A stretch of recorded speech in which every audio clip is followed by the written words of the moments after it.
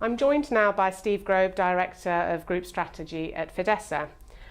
Steve, is the derivatives market prepared for the changes to come under MiFID II, particularly bearing in mind that a lot of this is not necessarily new to the equity space? And if so, what are the main challenges for the derivatives industry? I think that's a good question, Emma, and it's as prepared as it probably can be at this stage, given obviously we have a lot of the principles now are clear, but as they say, the devil's always in the detail, and so, for example, it's not clear exactly what an algo is and isn't. But I think perhaps the biggest challenge is exactly how the European regulations are going to mesh with the US ones. So, for example, if you were to take CEFs, which by definition in the US are multilateral in terms of membership, yes, yet their European equivalent OTFs are discriminatory in terms of who they're allowed to have access. So those are going to be the sorts of downstream problems that I think people are going to have to fix.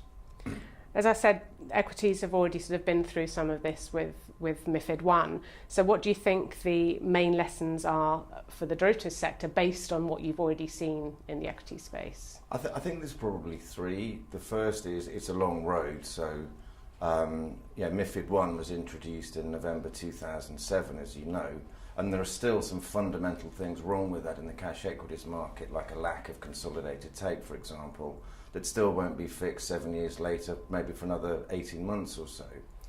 I think the second lesson, if you will, is beware the law of unintended consequences, which always appears when you start tampering with complex ecosystems. And I think it's ironic that the multi-market structures that were set up for cash equities created an ideal sort of breeding ground, if you like, for HFT, which has now got the regulators in even more of a state as they worry about that. And of course, the final thing is where I think actually the regulators got it right with derivatives, is to start at the back end with the clearing end, get that bit fixed, rather than focus too much on the front end at this stage. Picking up on that clearing bit, as we mentioned already in terms of the MiFID I, the focus was very much on the execution side there and proliferation of choice and so on. MiFID II has open access principles around execution and clearing and benchmarks, which is a separate issue. What impact do you think the clearing choice and the open access to clearing platform, a clearing venue, will have on the markets overall, but particularly for a vendor such as yourselves? Well, I think it's an interesting point, because if you were to contrast, say, with the world of equities, when I buy or sell Vodafone, it's exactly the same thing whether I'm buying it on the LSE, Turquoise, BATS, Chi-X or traded OTC.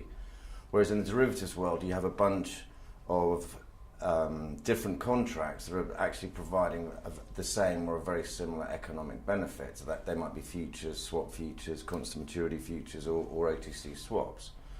And so what you have to do is you have to be able to map all those different contracts together and create and present one kind of unified surface through to your clients. And from a technology point of view, that's actually quite tricky.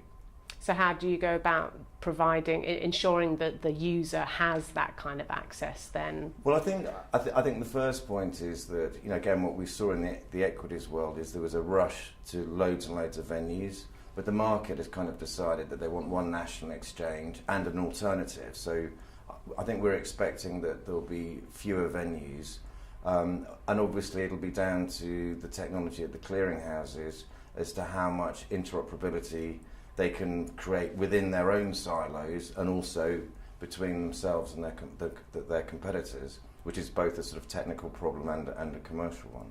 So fragmentation will be a short-term concern rather than the long-term? I think so, and I think we'll see it settle down into a more steady state.